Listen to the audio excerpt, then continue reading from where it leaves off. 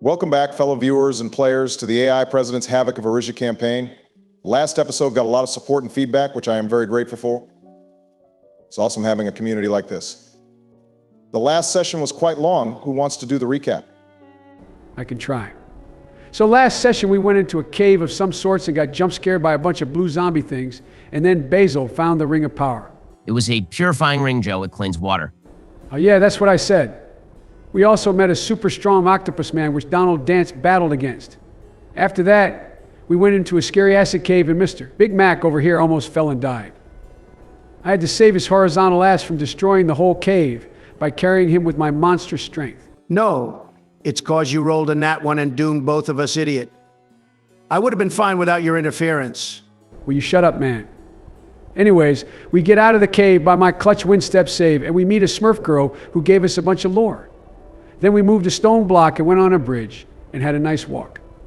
Then we found another cave with a really big shark megalodon. It was really... Let me do a recap on the fight, Joey. You're getting this all wrong. What? How? I didn't even recap the fight yet. I hired a guy to do the recap as well. Wait, hired? As the strongest gunslinger in the East, Luminance stared down the fraudulent beast. It shrunk back in fear as Lionel activated his fire bullet technique.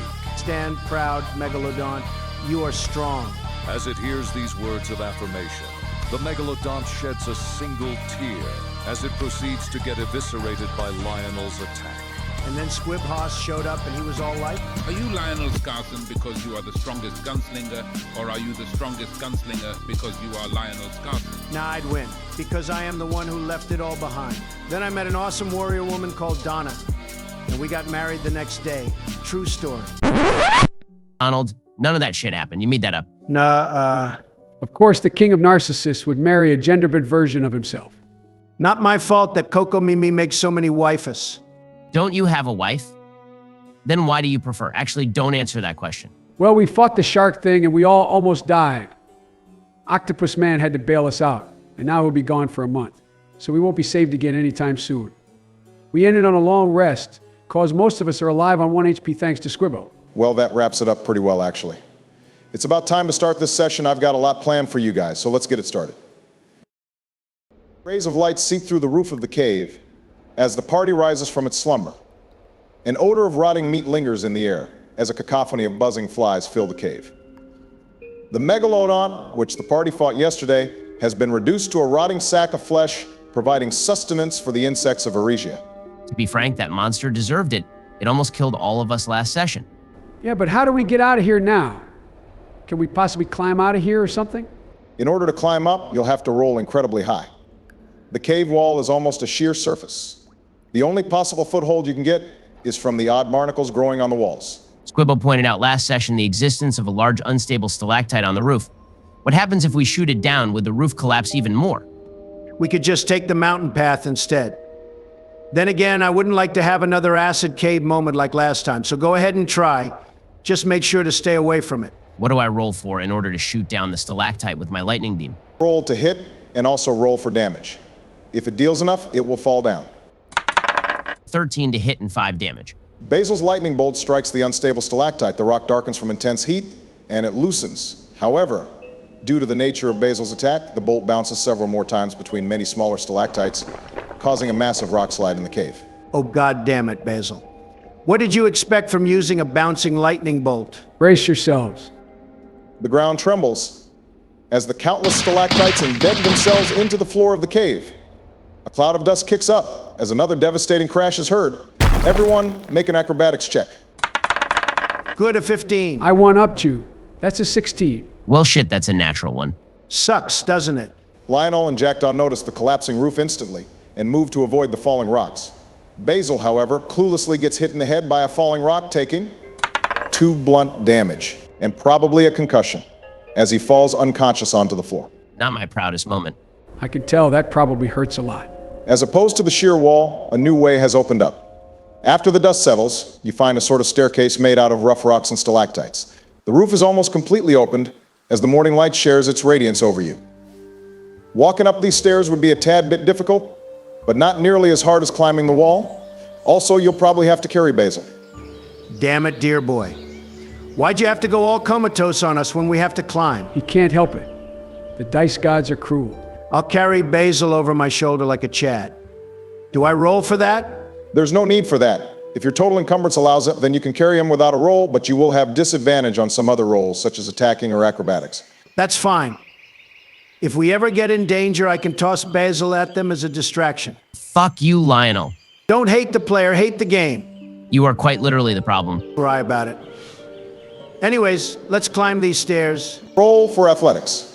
19 for me. Also a 19 for me.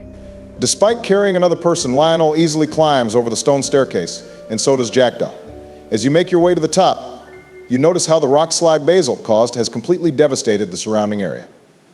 To your left, you spot a bridge made out of marble stone, halfway broken. The bridge seemingly leads to a massive temple.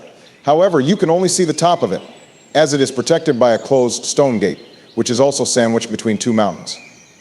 The path to the left has a small drop down, which leads to a tiny natural archway made out of stone. All right, I'll throw Basil onto the ground. Wake up, dear boy. We've got shit to do. Basil, roll a Constitution saving throw in order to wake up. Is a 14 enough to wake me up? Yep. I yawn and roll over to the side. 5 more minutes, Lionel. Welp, I guess we're leaving him here. Let's go to that bridge, Jackie. Wait, no, I was kidding. I'll stand up and join them. So about the bridge. Do we see anything underneath it? Give me a perception check. Ah, man. A natural one. Let me roll 2. That's a 3, yikes. Clearly, the gang needs my god-level mental abilities to spot this. Watch and learn. As rigged as the fucking election.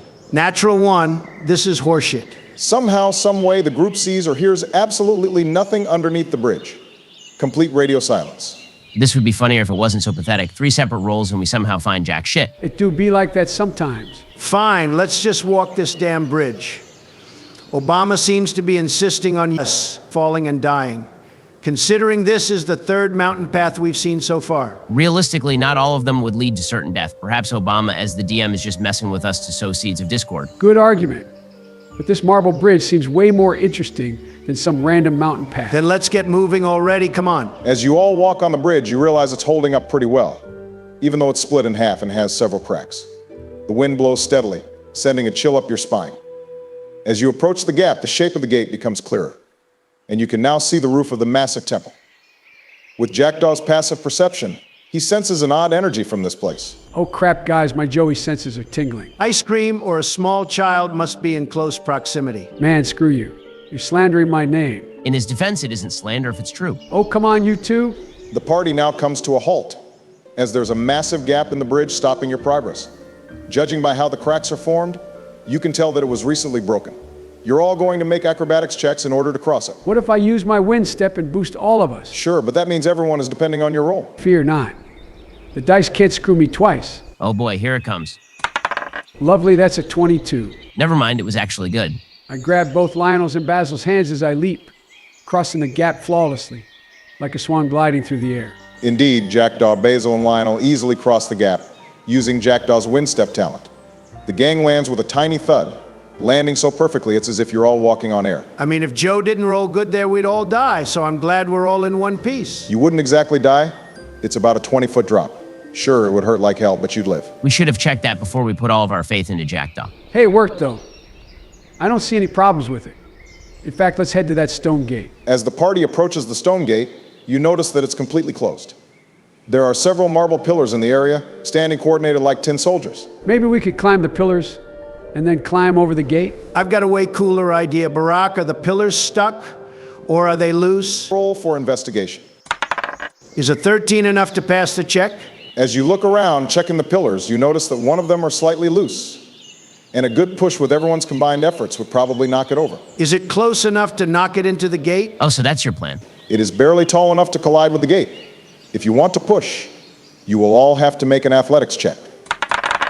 16. Haha, get one up. I got a 17. That's a 13? As you all push the pillar, it topples and falls onto the gate, breaching it with a mighty crash. Both the pillar and the gate are now broken.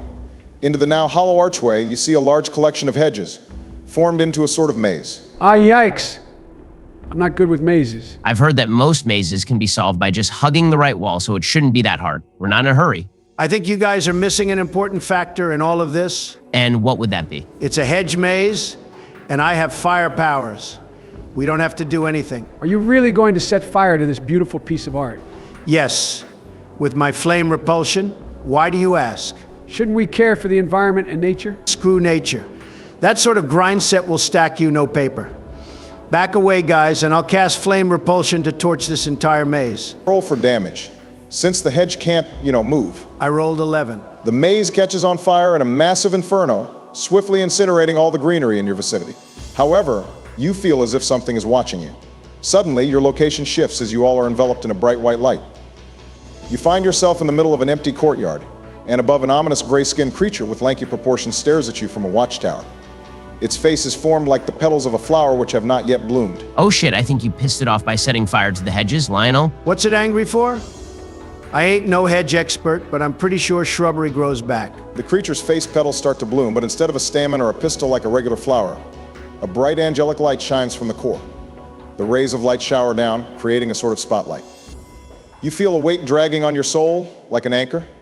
The flapping of wings now begins to sound, and a prophetic howl is heard from the beast. Suddenly, a humanoid in white robes flies out of the creature's face light. It carries a pair of jet black wings on its back and a dark staff with golden decorations in its hands. It lands on the ground, and you realize that this humanoid creature has no face. It's just a pitch black void. A low angelic choir sound is heard from the creature as it assumes a battle-ready pose, and the staff transforms into a spear of dark energy. Roll for initiative. I got a natural 20, so I think I'll be going first. A solid 19 from me. Ah, shucks. A 5. The angel also rolled a 19. Donald, make a coin toss and pick a side. I picked tails. It landed on heads, so the angel moves before you. Dang it. Basil, you're up. I'm going to start this fight by moving quickly behind the angel thing and giving it a good slash with my greatsword. We'll hopefully get them stuck in a pincer attack. Does a 15 land? Barely. Now you roll for damage. A solid 8 slashing damage. Basil quickly positions himself behind the angel and carves its back. No blood comes from the wound, as the angel looks slightly displeased from your attack. Ah shit, this thing probably has tons of HP. The angel flexes their powerful wings as it jumps backwards over Basil. It stops itself from falling off the ledge with its flight. It flies upwards and then dives down like a peregrine falcon. The winds start howling as it generates massive amounts of speed. It's aiming to hit both Basil and Lionel by flying in a straight line. It rolled a 19 and a 22, which means it bypasses the AC of both Lionel and Basil. The angel flies like a flash, colliding into the both of you, knocking you prone. You take 6 damage each. The angel is now situated 5 feet south of Lionel. Time for me to teach this bozo a lesson. I saw a guide the other day, and I now know that I can also shove enemies, which knocks them prone, and also allows for advantages on melee attack rolls on them. I'll use half of my movement to get up and shove this fraud to the floor. 19. Get shoved, bozo. I rise from my knocked state with my incredible muscles as I Sparta kick this angel dude to the floor. I also use my bonus action to set it on fire with my produced spark, which should also have advantage. 23 to hit cause of advantage, so this angel fella is now totally on fire. And now, it's my turn. I slice the angel with my katana, with advantage. 22 to hit, thanks to the advantage of 9 slashing damage. Jackdaw seizes the advantage on the angel and gashes them with his katana. It's now Basil's turn. All right, use half of my movement speed to wake up. Then I run behind Lionel and I volt warp to teleport south of the angel and deal some damage. I got an 11, which probably misses. It does. The angel, seeing you blow with electricity, instinctively dodges, avoiding your volt warp. The angel disappears into a flash of light, and you see them hovering about 20 feet north of you. The angel points their dark energy spear at you, as 3 additional spears of light are summoned. The spears of light now fly at all of you, requiring you to roll an arc on a saving throw in order to block the attack. My NT stat is not the best. That's an 11. I hope 14 is enough. Nat 20. Let's go. The spears land in the middle of all of you, detonating with powerful shockwaves. Jackdaw manages to channel his ether into a sort of protective shield, as Basil and Lionel get blasted by the spears of light, taking 9 damage each. Also, ether is this game's version of mana. It's just a lore thing, since you guys have spell slots. Also, the angel takes 3 fire damage from Lionel's burn. 9 damage, dang, I'm really low. Could you share that healing potion next turn? Sure thing, just remind me to brew more healing potions later since this is our last. I've got a bullet with that angel's name on it. I roll to attack it with my flintlock. Shit, a 7. The angel weaves and dodges the bullet. An odd-sounding laughter is heard from it, mocking you. Man, fuck this guy. I'll cast my wind blade to snipe it out of the sky. Dirty 20. I'm getting some good rolls today. And that also deals 8 damage. I use my bonus action to cast a gale trap right in front of it. I hope the trap can detonate on airborne opponents. Jackdaw sends out a green slash of air as the angel was distracted from laughing at Lionel. The celestial being now stares at the Atrian vigil in fury as it spins its spear. I'll use my placebo effect talent in and drink my rejuvenating potion, healing both Lionel and I4. 9 HP over the course of 3 turns. That's pretty mid, not gonna lie. A little healing is better than no healing at all. True, I guess. Lionel and Basil heal 3 HP. The angel flies towards Jackdaw, but accidentally triggers his gale trap, taking 6 points of slashing damage, and it cannot cast any mantras for a turn.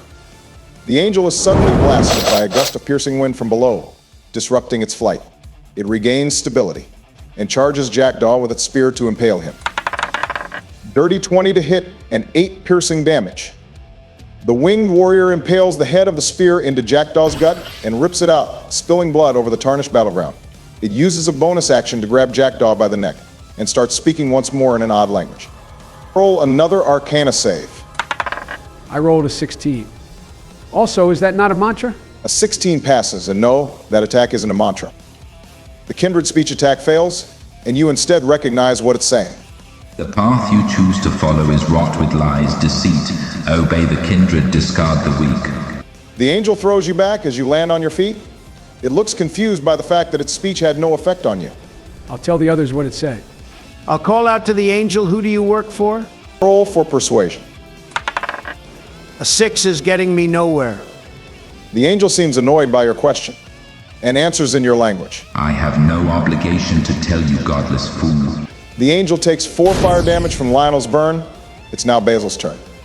I use my last mantra slot in order to Volt Warp it again. That's a 21, it's not dodging this time, and I deal 7 damage. I teleport east of it, giving it a good zap. Basil and Lionel heal 3 more HP from the potion. It's Lionel's turn now. Guys, I got an idea. I'll call out to the angel, whoever your master is. Tell them that they're a fraud, as I am your true golden god, and then I'll prepare to attack. Wait, hold up. You said a special code word. Roll a deception check. You're going to need a ridiculously high roll for this. I was going to attack him, but sure. This guy's totally fooled. I got a 24. The angel freezes in its tracks and looks up to you. Impossible. Are you the envoy prophesied by the celestial cardinal? Yeah, totally. And frankly, I'm pretty upset that you didn't notice it sooner. They fall on one knee, and even though they lack a face, you can feel its shame. Forgive my transgressions. I was sent here as a response to deal with yet another intruder, signaled by the Dusk Watcher. We shall return with our diplomats once they have completed their mission post-haste. We, the Star Kindred, shall attempt to find a way to make peace with you. The angel stands up and their spear returns to its original staff shape. The Star Kindred's wings flap once, and the Dusk Watcher's face petals open up once more, beaming down a spotlight. The angel flies into the source of the light and vanishes. The Watcher's petals close, and it bows down elegantly, as it then jumps away with its freakishly long legs. Combat is over. So, what the hell just happened? Do they think Lionel is their new messiah now? I don't think this will be healthy for his already massively inflated ego. You just hate me because you ain't me. Where are we anyways?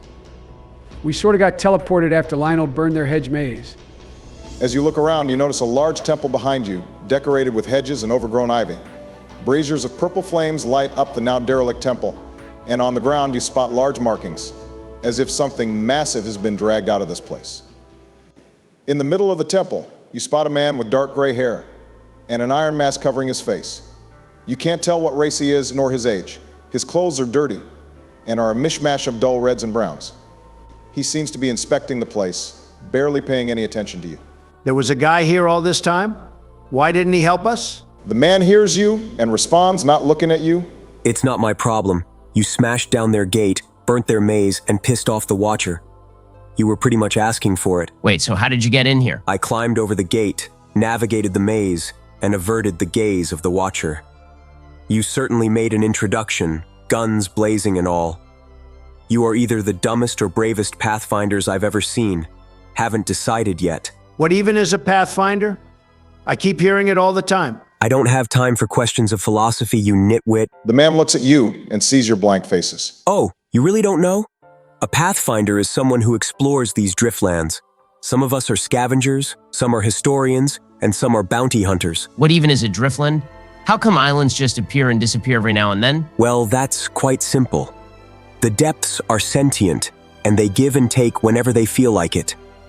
Sometimes, cities of old will appear overnight, and it is in our best interest to explore and gather what we find valuable. We don't know how long Erisia will exist in the overworld, so we'll explore as much as possible before the depths claim it once more. What are those markings on the floor? I'm guessing something has been dragged out of this place. That's what I thought too. I've been searching this temple for the Forge of Sin. It was written to be in the peaks of Erisia, but someone or something seems to have dragged it away. The marks don't seem fresh, though. It must have been pulled away some time ago. Perhaps during the last time the island drifted into one of the luminants? The Pathfinder ponders for a moment, and then looks at you, adjusting his mask. Forgive my mannerisms. I forgot to introduce myself. The name's Nero, Grandmaster Pathfinder of Etris. What are yours? The name's Lionel Scarson of the Summer Company. I am Vigil Initiate Jack Dalhashi. Pleased to meet you. I go by Basil Nildra, student of Sia. What a diverse cast you all are. By the way, if you'd like, could you take care of Penelope for me? She's sleeping in the bushes right now. Huh?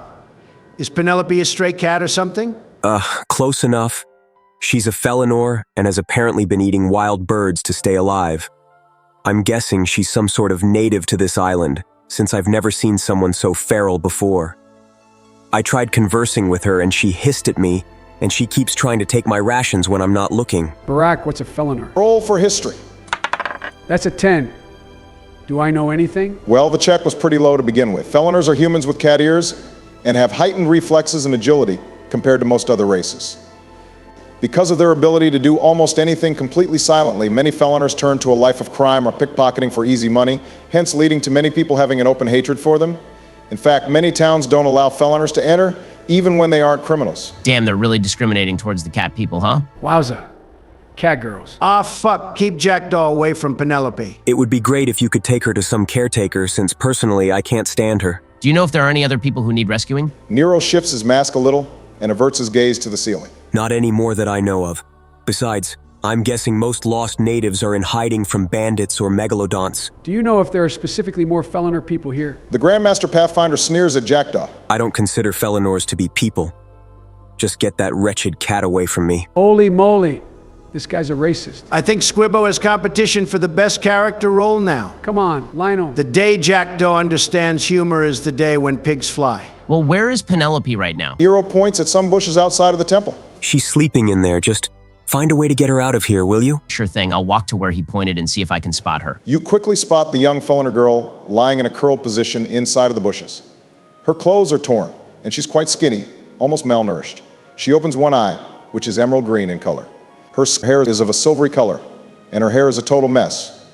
Her ears flicker, and she looks quite bothered by Basil disturbing her sleep. I'm going to be honest, I have no idea what to do. Should I try to talk to her, or should I treat her like a cat and pet her? I'm kind of confused. The girl sits upright with her legs crossed. She tilts her head to the side and speaks. Got food. Jackdaw? You wouldn't have any spare pieces of bread with you? Yeah, I've got some. I toss a piece of bread to Basil. Thanks, buddy. I'll give the piece of bread to Penelope. The Felinor quickly snags the slice of bread from your hands and inspects it. Dry. Tastes better with birdie. Penelope splits the bread in half with her hands, and from her pocket she grabs a dead bird and puts it in between the slices, feathers and all.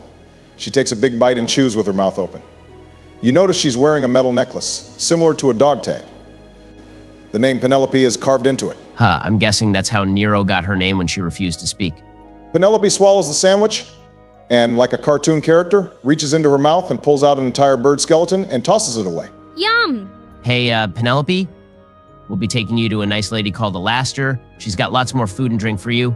Are you fine with that? Penelope squeaks adorably and a big smile pops up on her face. More food? Yippee. I gesture over to the boys. She's with us now. Lionel hears Nero sigh in relief. God's below, finally. I thought she'd never leave. We'll take her to some other pathfinder called Alastir. She wants to care for the lost villagers, so you won't have to deal with her anymore. Alastir? Never heard of a pathfinder with that name. Well, anyways, good luck on your journey. Well, Jackdaw, let's go to Basil. We'll escort this cat girl to Alastir. And then maybe she could give us more information on this island. I feel like there's a lot more info that we're missing. You all gather as one group again. In front of you, there's a staircase heading down to a now incinerated hedge maze. From this new perspective, you can see that the hedge maze was actually really small. It was barely a maze to begin with. Penelope smells the air and her nose wrinkles. Boomstick caused this. Huh? Who's Boomstick? Penelope points at Lionel. Boomstick. Oh, I'm Boomstick. That's actually a great nickname. I might keep that. Did you see us fight? Penelope nods. I liked Shrubbery. Found many birdies in there. You set fire to Shrubbery. Big Birdie got angry. You owe me birdies now. Does she think the angel was a big bird? I shrug. She might not know anything better. Do you think she's been living in the wilderness all her life? I mean, probably. Who else eats birds completely raw with no seasoning? You walk past the ashes of the hedge maze and past the gate back to the marble bridge. Can we see what's underneath the bridge now since we failed the checks last time? You don't have to roll for it this time since it was pretty odd how you could miss it. Underneath the bridge, you spot a settlement riddled with shoddy wooden structures mixed with the ancient ruins. You notice some of the structures leading into a mountain, meaning that they've probably repurposed some old quarries into a sort of base. You hear chatter and sounds of working from the settlement about 20 feet below you. I want to roll a perception check to hear what they're talking about. Might be something interesting. Holy moly, that's a 23. You hear the voices clear as a cloudless day. You catch on to a specific conversation, which you also see from below. A person with light iron armor runs up to another in white and black armor and speaks. Sir, I have reports from the temple outpost. Anything worth mentioning, Scout? Sir, they're all dead.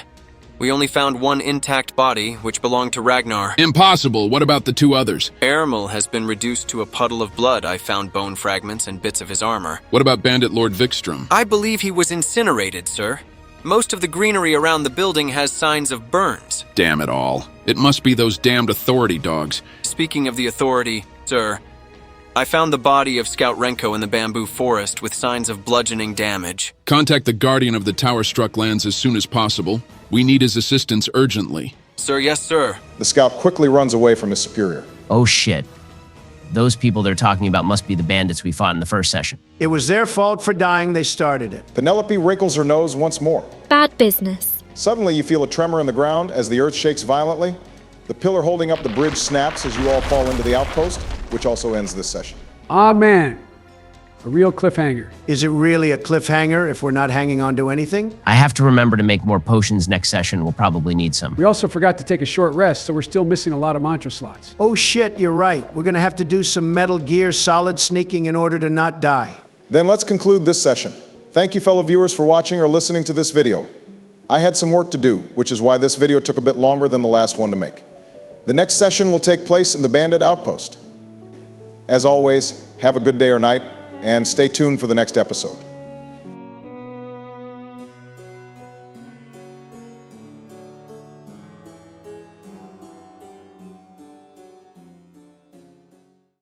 So, you're going to be in the next episode.